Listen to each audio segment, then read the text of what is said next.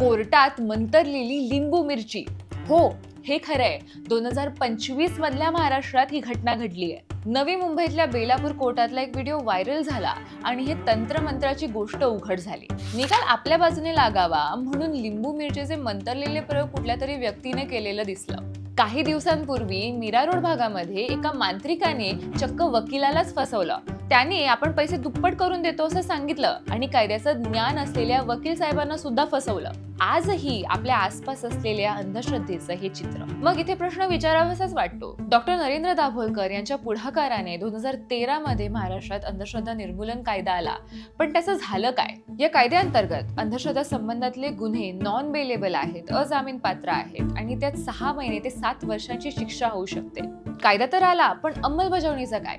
बऱ्याचदा पोलिसांनाच या कायद्याबाबत माहिती नसते आणि जर माहिती असेल तर सजगता नसते।